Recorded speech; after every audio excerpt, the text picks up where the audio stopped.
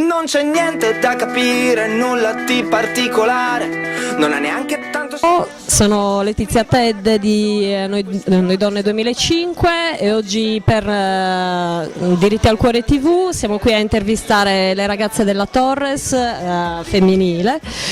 Siamo qui con Giorgia Casula e con Elisa Bartoli. Avete sperimentato la condizione che è comune di molte donne anche che occupano posizioni di successo, se avete sperimentato la negazione da parte della società. Il problema qui è proprio la cultura italiana, secondo me, che il calcio femminile non è pubblicizzato, non interessa.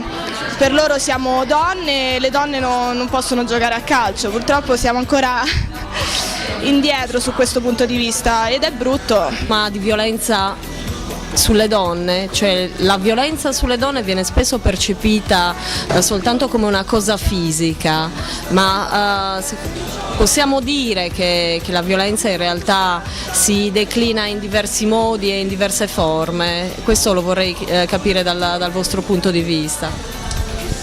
Assolutamente sì, non c'è solo una violenza fisica, soprattutto mentale, ci mettono sempre in questo sport ci mettono in secondo piano, ma non capisco neanche il motivo, perché alla fine la pallavolo sia maschile che femminile è seguita, il calcio invece è seguito solo una parte maschile.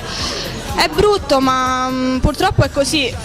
Squadra che è appena arrivata, no, una femmina in squadra non la vogliamo, ma stiamo scherzando.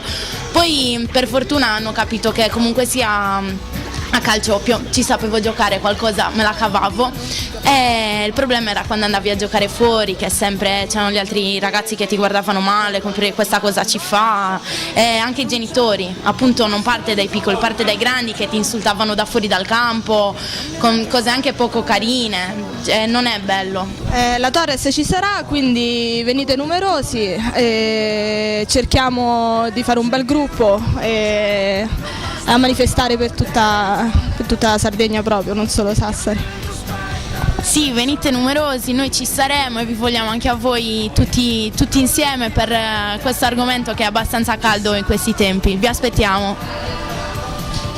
E grazie anche da me e dall'associazione di cui faccio parte, che è Noi Donne 2005. Vi aspettiamo a Diritti al Cuore, 8 giugno, ciao!